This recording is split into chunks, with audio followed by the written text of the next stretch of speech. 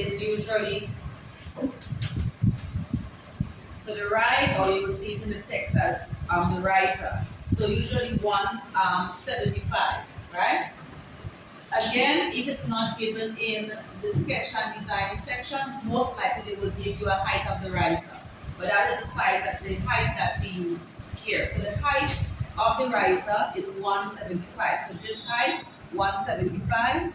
The treads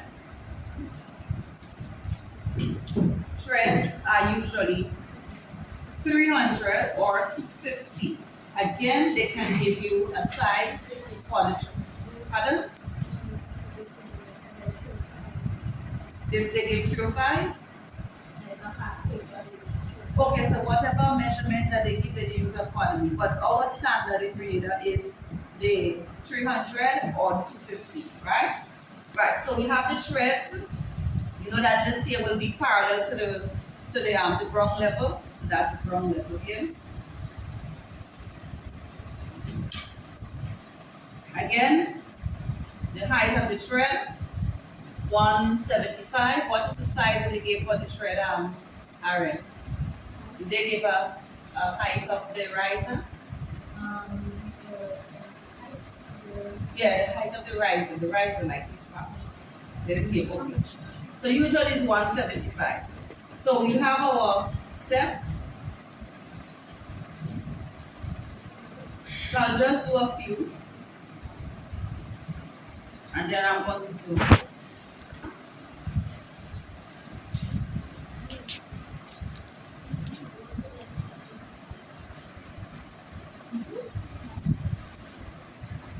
so this is my landing.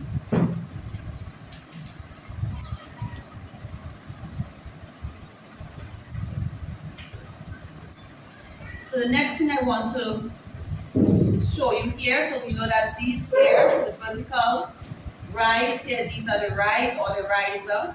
You have the treads, which are these, which you actually place your foot on, and then you have the landing, which is the broadest part of the step.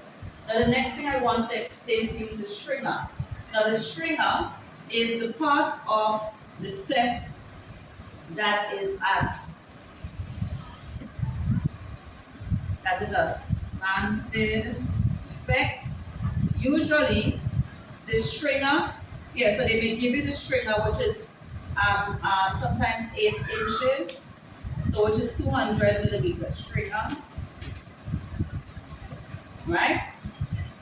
Whatever distance they give you for the stringer, then you will use that measurement. Now, in order for you to draw this, in order for you to draw the stringer, you are going to draw a line from the corner where the riser and the tread meets. You're going to draw a line from there. So you're going to pick one point, and then you're going to take it to the entire thing, or you can do a certain part, and then you are now going to offset your distance of 200. So that's how you will get the 200 here, or whatever distance that they give you as a stringer.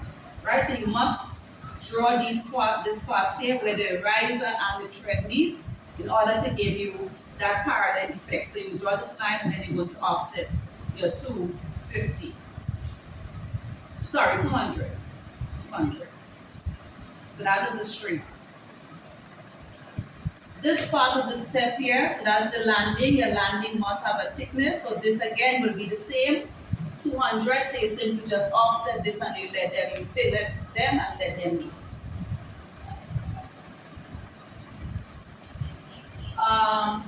Also maybe what I should have done was to draw your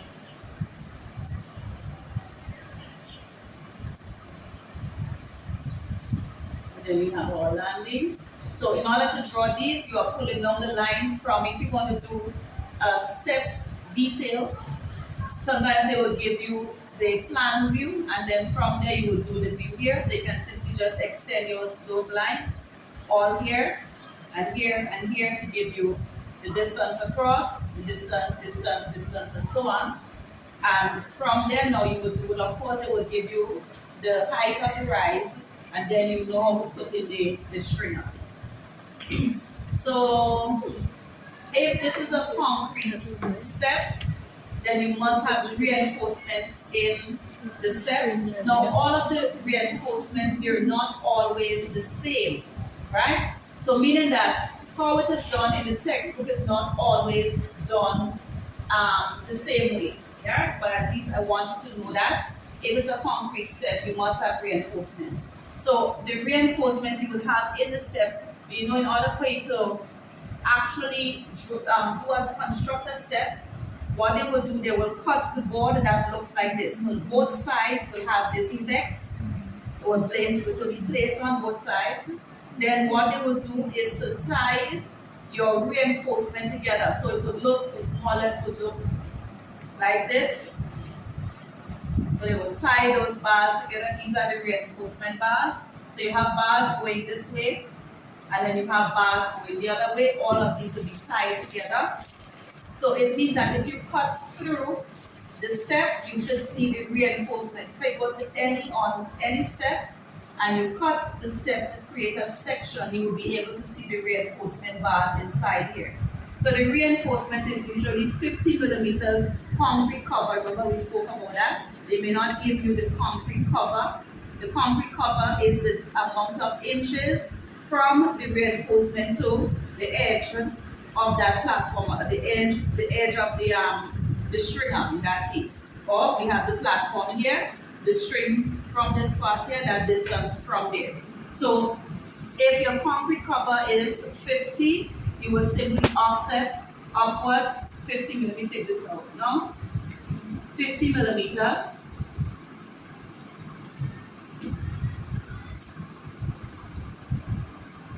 So 50 millimeters, that will come like this, and then it will come like this. So all of this here will be the bars that they will place. They will bend the bars, so it will come, because the top here is straight, so the bars will go across like this, and then it will come down.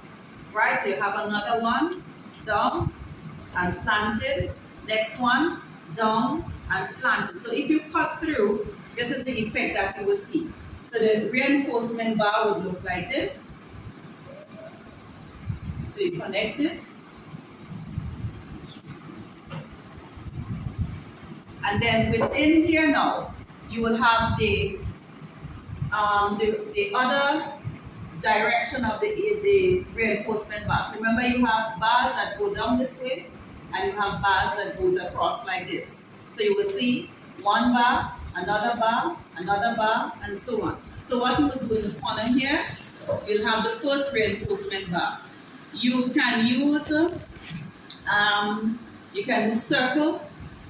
So you can pick circle, make the size of your circle 12, the size of the circle 12, and then you are going to, so you can do the circle, then you can patch it so that this here is colored, and then you're going to put this, your first bar.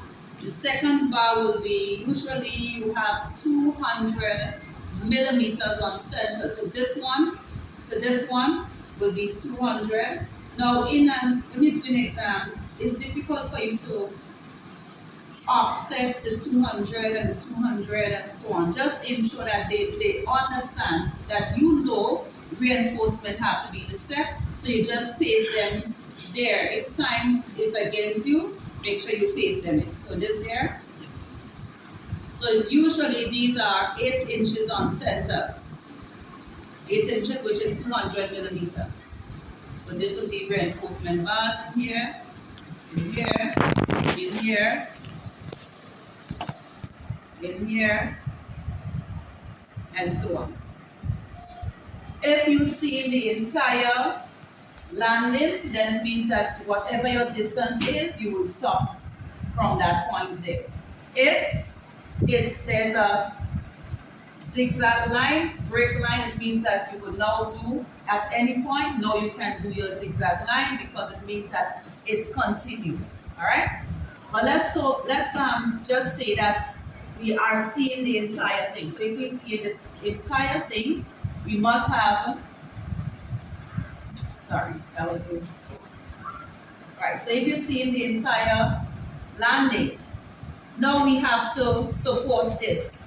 So what you will do, you're going to take a line from here down to the ground level, and then we have usually the column that they use to support is usually 8 inches. So now you could offset here now 200 millimeters that goes down like this. So this would be your column that supports the landing. Every 7th flight of steps, so this one here is a short step, but every 7th flight of steps, so we have 1, 2, 3, 4, 5, 6, 7. Every 7th flight of steps, you must have a column to support. So you will notice the drawing here showed. So page 2. Right, now since this is concrete, you will have concrete symbol in here. So you will do your hatching, and then you should have little triangles, little circles, and so on, and little dots.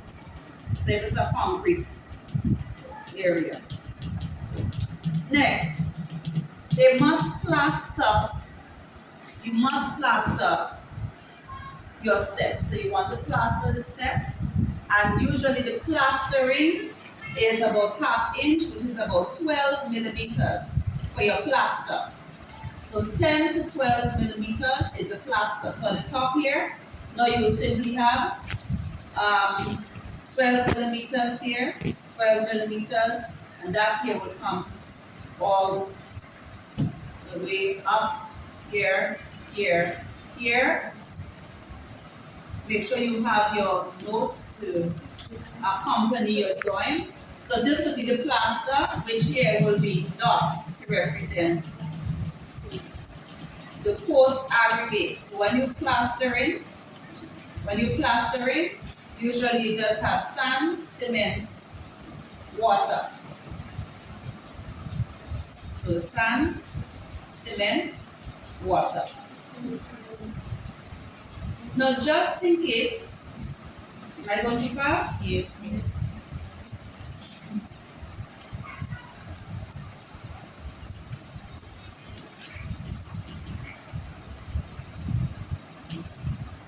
So this is your plaster. If it is not given, you can use the same size of the plaster when you do your wall. So on the walls, they will have the 10 millimeters plaster on both sides. So you can either use a 10 millimeters or you can use 12 millimeters for your plaster. Alright, so you're plastering to make sure you have a smooth finish.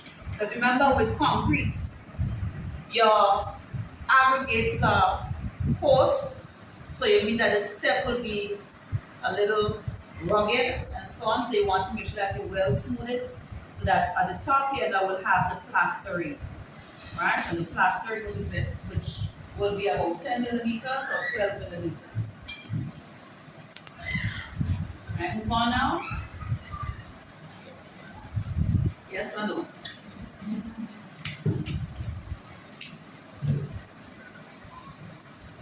So just in case, I'm saying just in case, that they ask you for a nosing.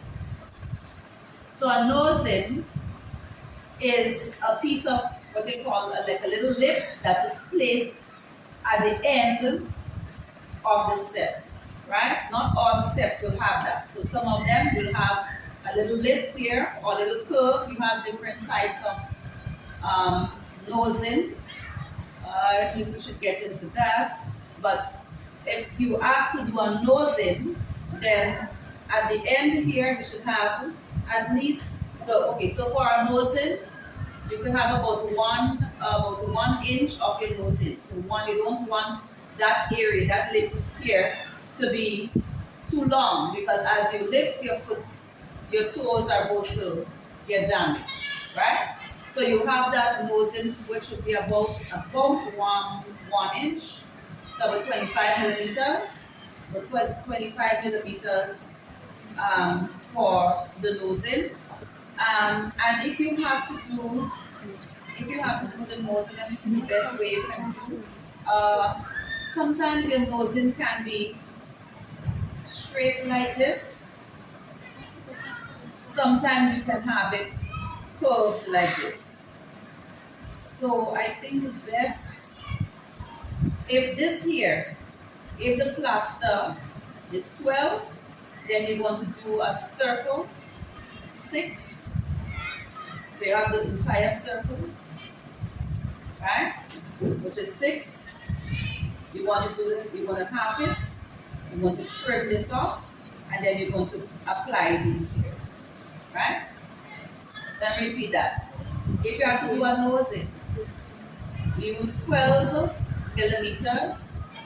We do this, sorry, the circle will be 12 millimeters. So let's say that the plaster, so the plaster is 12.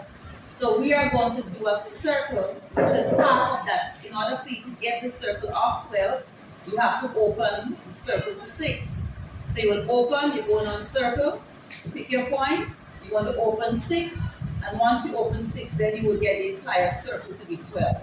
Right? Just so you have radius and diameter. Right? So what you need is only half of it. So you must do the vertical to the center, trim off this, so that you can now move it and paste it in here, and then paste it in here to give you that curve effect. This one to give you a curve effect. Of course, you have to trim off when you finish. So you have to trim off this when you finish. Here. Trim off. And here. Right? So this here is the nosing.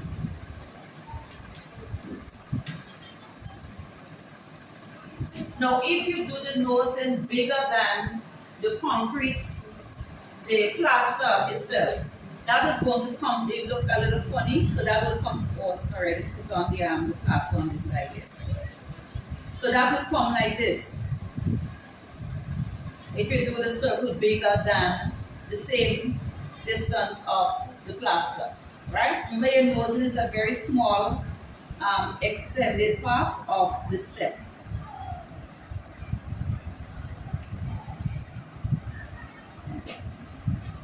Right, so we are moving. So the next thing I want to explain to you is something called the Newell cap, the Newell posts, the handrail, and so on. So let's start. Usually, the height of a veranda is 3 feet, which is 900 millimeters, right? So that's the height of the veranda. Now, if they give you your, what do you call it, the post, the Newell post, 600 millimeters, then you will have to offset from the landing 600 millimeters. So let me just show you this here quickly. Alright, so this is what our step looks like. So if this is my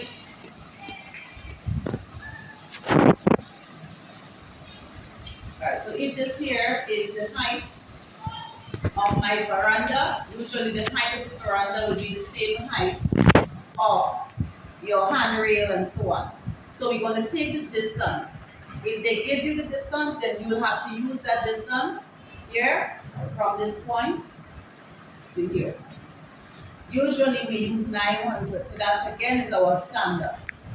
But they can give you the height 800, 7, and so on.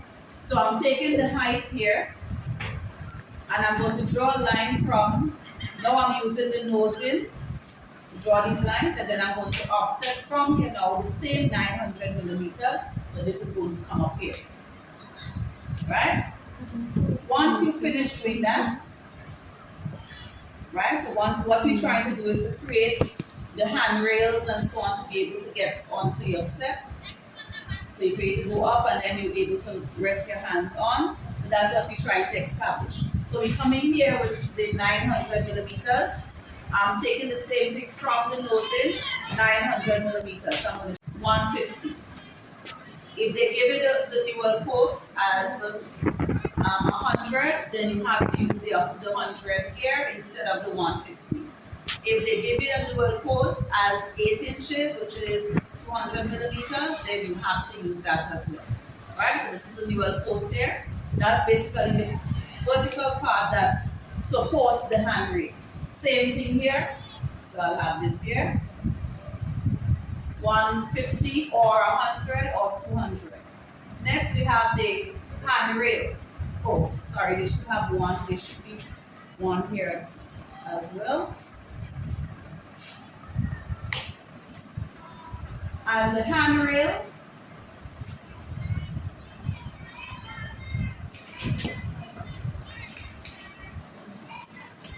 right, so the handrail is usually 100 millimeters.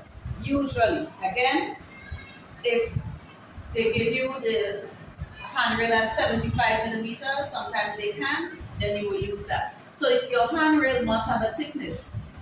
The handrail must have a thickness, so I'll simply offset now that distance downwards 100 millimeters. So this is going to come like this and like this. So I simply trim off, trim off, trim off. So it will look like that.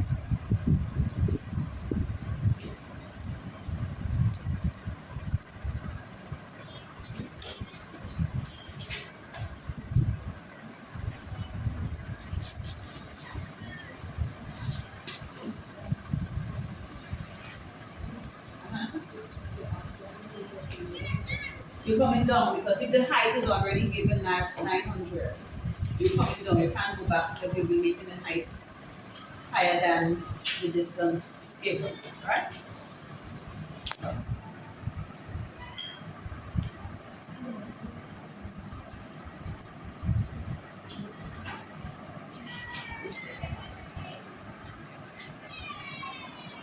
So far, so good? Yes?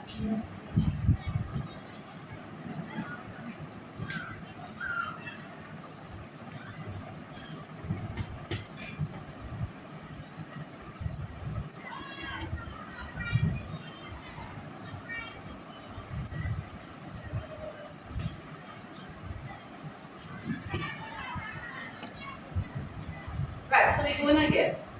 So this is the handrail, which 100 or 75 millimeters.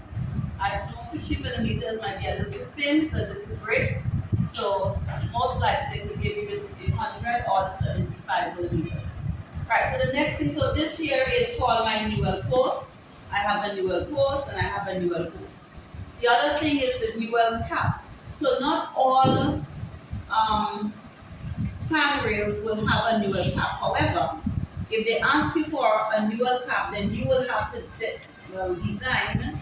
You have to design your newel cap. So if you want to put a semicircle, if you want to, because I know you may not be able to design it how so that it's normally designed, so you can use a circle just to represent. Or if you have the entire circle, just cut out a piece and then you now apply it on the top here. So this here is called a newel cap.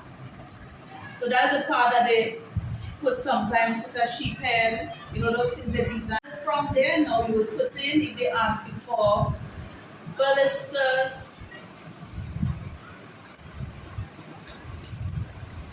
balustrade,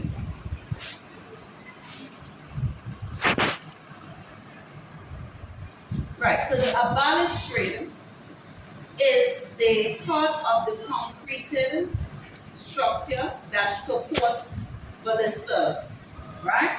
So, so let me do that.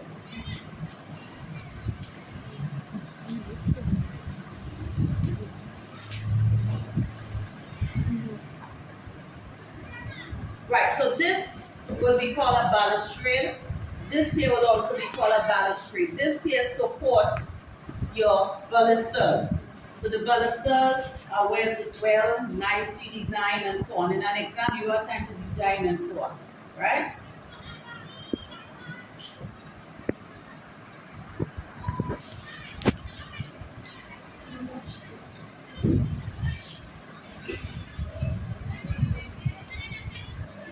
Right, so this here will be a baluster. however you design it, and then all here now, your balusters will be here, resting on top of the balustrade. So this here is the balusters, and then you have the balustrade. So this again, you must have a distance. That one they don't usually give you, right? So they don't usually give you, but you can have now that space as 100. 100. He has a spacing from the line that we created for the top here. You will offset 100, and the height of this here. I'm going too fast, right? All right. So let me go back to here. So this is. Right, so that's my landing. So from the landing, I'm going to offset upwards 100 millimeters. So that will be the space in here. That's what you would call the toe kick. Right? So the part that is organized so that you don't kick your toes when you're in the veranda or on the step. So this here will be 100. Here the space 100. But the base must have a thickness, so that base thickness here could either be 100 or 75 millimeters. So you have that base, which is this base. So if you say this is the base here, my step is here, this is my base. The base has a thickness, so your thickness here can either be 100 or 75. What I told the students, use the measurement that's it's easier for you to remember. You know 100 already, so you can use, instead of the 75, you offset 100, you offset 100, right? So this here would be my balustrade. So for this one, in order for me to get this, I had to offset here the 100, so that is going to start and come up like this. So that space in here is 100. And then I'm going to come up now with a thickness, which is 75 millimeters or 100. Alright? Now your balusters will be placed within here and within here. So, your balusters are usually spaced 8 inches on center. Some of them are a little closer, but in the interest of time, since you're doing this with a time frame in mind, you want to let your spacing to be 200, the baluster 100. So you want to offset here now from this line, 200, and then 100, 200, and then 100, 200, and then 100, 200, and then 100. Once you finish here, next side, 200, and then 100, 200, and then 100, 200, and then 100, and so on. So all of these here will be your balusters. These are your balusters. This is a balustrade. Your newel cap. So your newel cap will be on top here, but what they will normally do,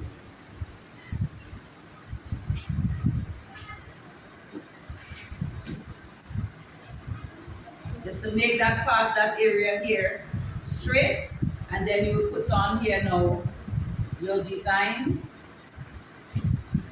of the newel cap.